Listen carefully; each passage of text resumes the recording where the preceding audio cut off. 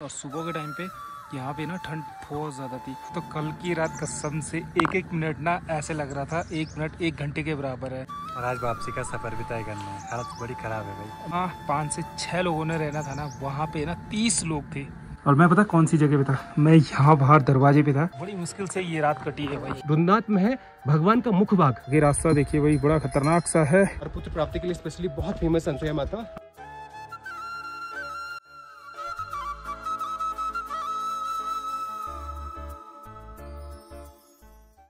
तो अभी सुबह के लगभग 4:44 हो रहा है और अभी देखो सामने की पहाड़ियों पे हल्की सी बर्फ चमकने लगी है, यानी कि उजाला होने लगा है। और कुछ लोग यहाँ से धीरे धीरे ना आगे निकलने लगे हैं सगर की ओर। तो अभी फिलहाल ब्रश वगैरह करते हैं, फिर देखते हैं भाई क्या।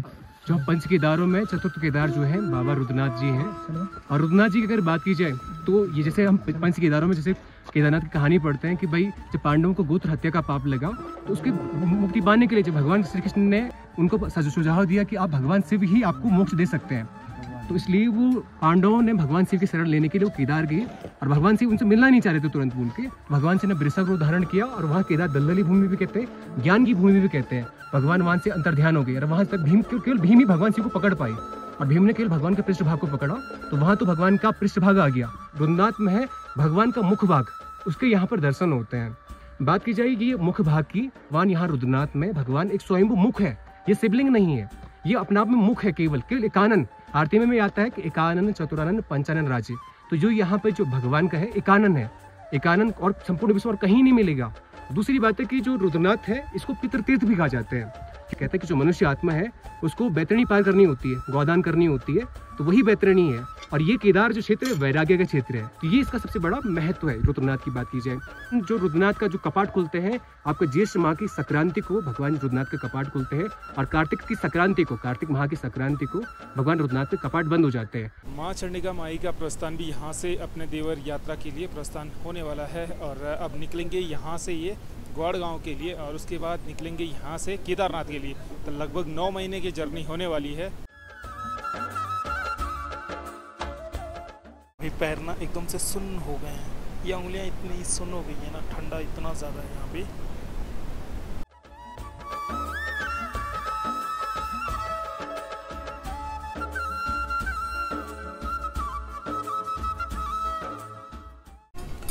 और सुबह से अब जाके धूप लगी है और अब जाके ठंड से राहत मिली है भाई। बाकी अभी नहीं तो सुबह के टाइम पे इतना ज़्यादा ठंडा था ना। और इधर सामने के साइड ना खूब सारा पाला पड़ा हुआ है। बाकी क्या बताएं यार, कल की रात कैसी रही। तो चलिए एक और ब्लॉग की शुरुआत कर लेते हैं। मेरा नाम है सुजान नेगी, स्वागत करता हूँ देवभूमि उत्तराखंड के इन खूबसूरत पहाड़ों से। और आज के ब्लॉग की शुरुआत हो रही है चमोली जिले के रुद्रनाथ महादेव से। और बाकी अभी आरती वगैरह चल रही है, कुछ ही देरी में यहाँ से प्रस्थान वगैरह भी हो जाएगा।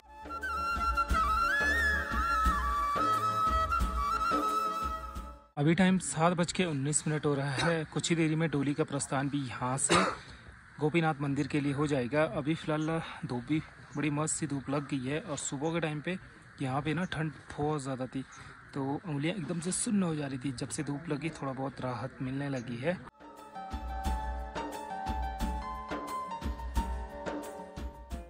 बाकी रही कल की बात, तो कल की रात कसम से एक एक मिनट ना ऐसे लग रहा था 1 मिनट 1 घंटे के बराबर है। पूरी रात भर सो रही भाई, इतना बुरा हाल धूल का था सच में।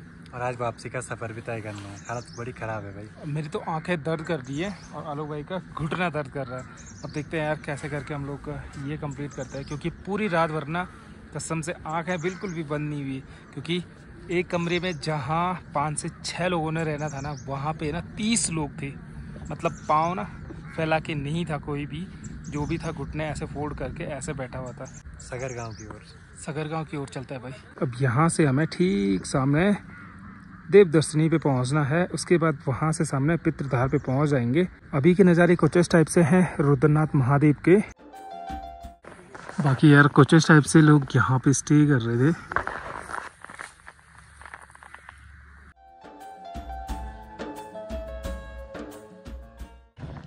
तो कुछ इस टाइप से ये धर्मशाला वगैरह थे, यहाँ पे सभी लोगों ने स्टे किया जैसे तैसे करके।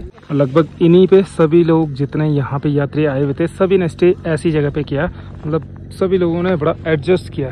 क्यों? जरूरी भी यहाँ कोई बाहर भी नहीं रहना चाहिए, पर यह कि जो यहाँ के लोग हैं ना, उन्हें सबको अंदर रखा के, चाहे कैसे भी रहे पर अंदर रहे सब। और हम लोगों का स्टे हुआ था यहाँ पे भाई, इस वाले धर्मशाला में, यहाँ पे स्टे हुआ था। और यहाँ पे ना 25 से 30 लोग थे यहाँ अंदर पे। और मैं पता कौन सी जगह पे था, मैं यहाँ बाहर दरवाजे पे था। और यहाँ पे एक तो मैट भी नहीं थी, जो मतलब फोम का जो गद्दा होता है ना, सभी के पास वो था। और यहाँ पे मतलब फोम का गद्दा तो नहीं था, पर ये पत्थर और ये वाली जो चटाई थी ये थी। और बड़ी मुश्किल से ये रात कटी है भाई। ये दिन मतलब एक एक मिनट घंटों के हिसाब से लग रहा था कि मतलब ये हो रहा था कि कब जाके रात खुलेगी भाई। ठीक है भाई, थैंक यू सो मच। और बाकी कल भाई ने यार बहुत हेल्प करी हमारी। ठीक है,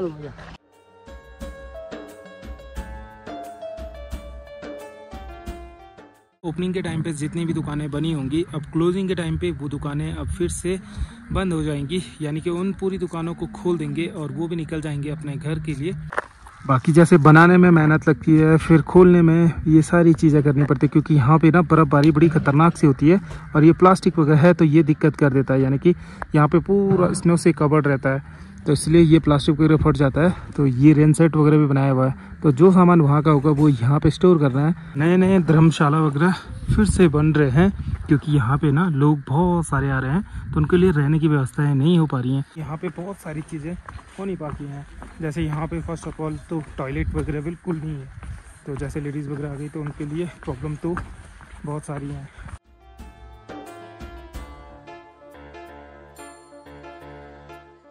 पिछले टाइम जब कपाट क्लोजिंग का टाइम था, उस टाइम पे यहाँ पे ना खूब सारी बर्फ़बारी भी हो गई थी, पर इस बारी अभी तक बर्फ़बारी भी नहीं हुई और उतना ज़्यादा ठंडा भी नहीं है, कि कुछ इस टाइप से चारों तरफ खूब सारा पाला पड़ा हुआ है। और बाकी हम लोग भी निकल चुके हैं। सामने चतुर्थ केदार रुद्रनाथ जी का मंदिर है, हम लोग भी यहाँ पहुँच गए हैं।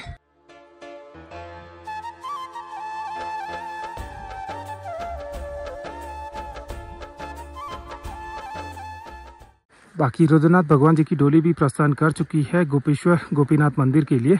और कुछ टाइम पहले हम लोगों ने ये वाले ट्रैक भी करे हुए हैं। सामने जो बर्फीली चोटियां हैं, इन पे भी हम लोगों ने ट्रैक करे हुए हैं। खा लेते हैं, साथ में हम लोग ना बिस्किट हो गया और क्रीम रोल वगैरह लेके आए थे। सुबह से चाय तक नहीं पी है।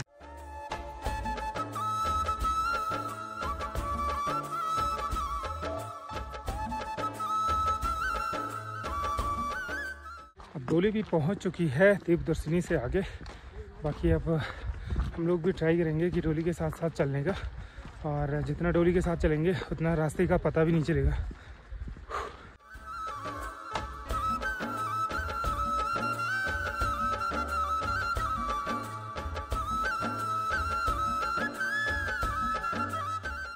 आज सबसे लास्ट हम लोग जा रहे हैं और चलने का बिल्कुल मन ही नहीं कर रहा, क्योंकि कल रात की नींद ना पूरी नहीं हो रखी है। इस वजह से आंखें दर्द कर रही हैं, पैरों में दर्द हो रहा है, बिल्कुल मतलब ऐसा हो रहा है कि यहीं पे सो जाना था। कुछ इस टाइप से अभी की सिचुएशन है, मतलब आंखें इतनी दर्द कर रही है ना कसम से।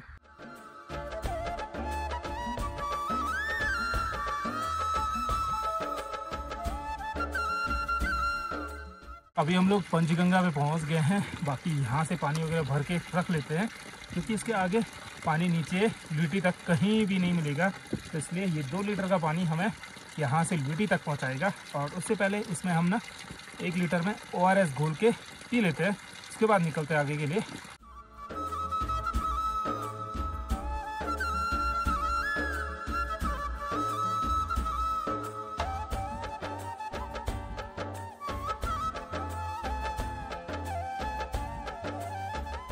तो चलो जी, फाइनली पितृधार पे पहुंच गए भाई। बड़ी मुश्किल से आज ना चलने में बड़ी हालत ख़राब हो रही है। और इस वाली साइड कुछ इस टाइप का माहौल बना हुआ है, और ठीक इस वाली साइड देखिए बड़ा ख़तरनाक सा कोहरा लगा हुआ है पूरी इस वाली वैली में।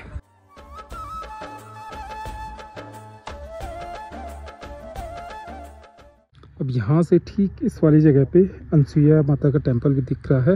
वैसे हम लोगों ने सोचा था ट्रैक करने का, पर कल रात की नींद ना पूरी नहीं हुई, तो इस वजह से हम लोगों ने वहाँ का ट्रैक कैंसिल कर दिया। जिस रूट से आए थे उसी रूट से हम लोग वापसी सगर गांव तक जा रहे हैं। नहीं तो हमने प्लान किया था कि आलोक भाई और मैंने कि हम लोग अनसुईया होके जाएंगे। और वहाँ का रूट ना सामने इस धार से था और बिल्कुल डाउन था सीधे नीचे तक।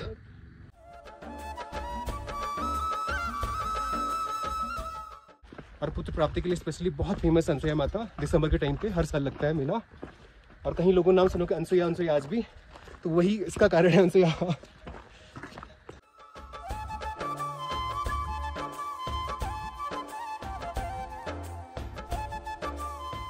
और इन चीज़ों की वैल्यू ना यहाँ पे पता चलती है भाई।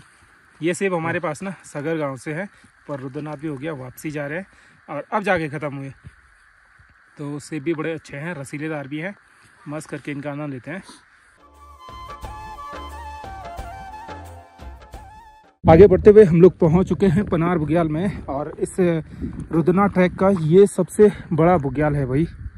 अभी देखो यहाँ नीचे नीचे ना बिल्कुल हरी सी घास है और ऊपर ऊपर ना ब्राउन सी होने लगी है।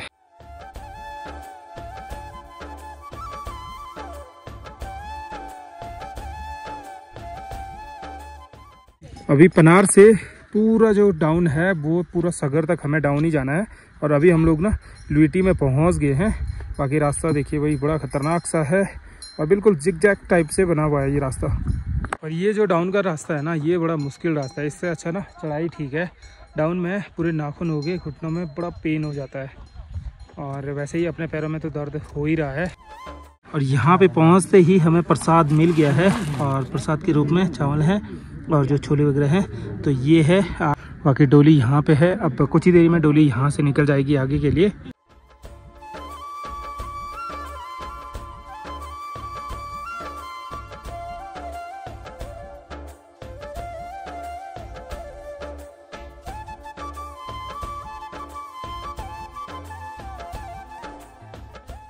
और अभी डोली का जो यहाँ से जो रूट है वो चेंज हो गया है, ग्वाड़ जाएगी, और ग्वाड़ में जो अर्घ वगैरह होगा, और उसके बाद शाम का जो स्टे होगा वो होगा गोपीनाथ में, जहाँ पे 6 महीने के लिए विराजमान रहती है। ये लोग यहाँ से निकल रहे हैं और हम लोगों को निकलना है यहाँ से आगे अपने आगे के सफर में।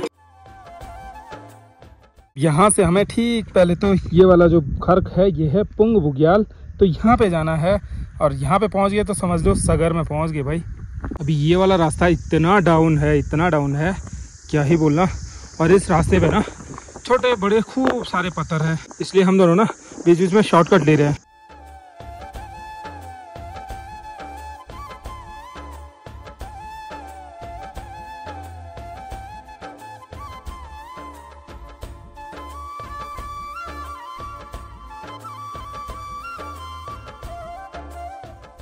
अभी फ़िलहाल हम लोग भी पुंग बुग्याल में पहुंच गए हैं, और ये ठीक ऊपर यहाँ पे है पनार, तो यहाँ से हम लोग ना यहाँ पहुंच गए हैं।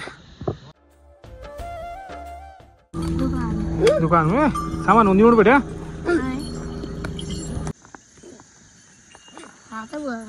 क्या हो गया? मेरे ऐसे कोरे लगे जिन पे तेल तेल जैसे लग रहा है यार, नहीं कौन करेंगे। अब यहाँ चौरी धार से हम लोगों ने लिमका वगैरह ले लिया है, बाकी एक छोटू भी है हमारे साथ में, और अभी ना प्यास भी लग रही थी, और साथ में नमकीन भी ले लिया भाई।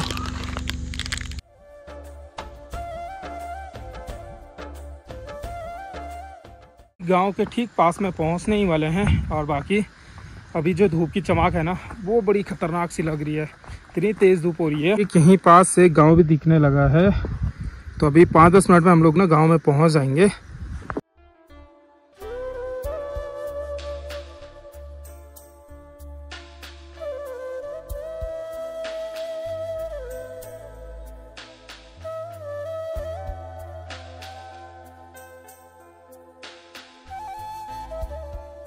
तो भाई फ़िलहाल पहुंच गए हम लोग भी नीचे रोड में, और बाकी अब होटल पे चलते हैं जहाँ पे हमारे जो लगेज है वहाँ पे चलते हैं, फिर निकलते हैं भाई घर के लिए। बाकी डोली सामने गांव में पहुँच गई है, और उसके बाद वहाँ पे अर्घ वगैरह लगेगा, और उसके बाद जाएगी डोली गोपीनाथ मंदिर में जो इस साइड में है। बाकी ये रहा प्रवेश द्वार, और हम लोग यहीं से जस्ट वापस आए हैं।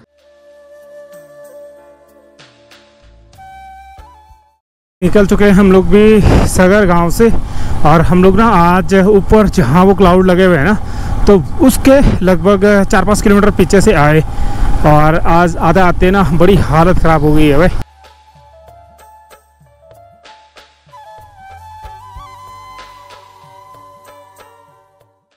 बढ़ते हुए हम लोग मंडल में पहुंच गए हैं और हम लोगों ने वैसे सोचा था कि हम लोग ना यहाँ पे निकलेंगे, पर बीच में थोड़ा प्लान ऐसे ही हो गया क्योंकि हम लोग ना कल बहुत ज़्यादा थक गए थे, तो इस वजह से हम लोग यहाँ से नहीं आए। इधर ऊपर के साइड अनसुईया माता का मंदिर है और वो रास्ता आता है ठीक इन पहाड़ियों से। तो अभी हम लोगों ने इस वाली जगह पे मैगी वगैरह खाई और बाकी अब चलते हैं भाई, बारिश भी शुरू होने लगी है। चलो इधर चल।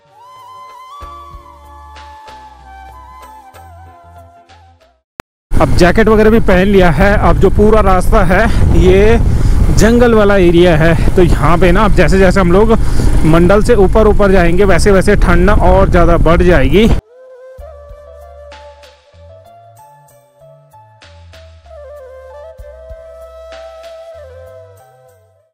और इधर धोधीधार में देखो मस्त करके धूप लगी हुई है और नीचे नीचे ना बारिश हो रही थी। खैर बारिश तो यहाँ पे भी हो रही है। यहाँ से चमोली जिले की जो सीमा है वो समाप्त होती है, अपनी जो चोपता वैली है वो स्टार्ट हो जाती है। ये देखो क्या समस्याएं हैं भाई, इतनी सी बात पे लड़ाई झगड़ा शुरू होने वाला है। तो भाई फाइनली हम लोग चोपता में पहुंच गए हैं। बाकी ये रहा चोपता का मेन गेट और ठीक यहीं पास से तुंगनाथ का 2.5-3 किलोमीटर का ट्रैक है और अभी खूब सारे यात्री यहाँ पे आए हुए हैं। हमें इस वाली घाटी में ना नीचे उतरते जाना है और मस्तूरा पहुंचना पहले तो मुझे, और उसके बाद आलोक भाई को मनसूना उखीमठ के लिए निकलना है। ये है मतलब बिल्कुल भी अभी तक सुधार नहीं हुआ, सिर्फ रोड वगैरह कटिंग करी, बाकी रोड जैसी थी वैसी की वैसी रखी हुई है भाई। तो चलिए भाई मस्तूरा में पहुंच गए हम लोग। बाकी अब आलोक भाई का रास्ता है उखीमठ के लिए और मैं निकलता हूँ यहाँ से घर के लिए।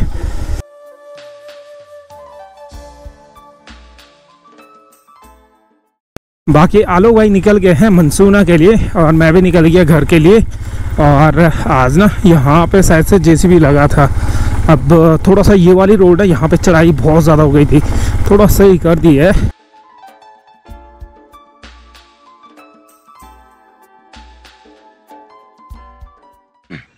फिलहाल मैं भी घर पे पहुँच गया हूँ। बाकी घर पे पहुँच से ही अंधेरा भी हो गया है।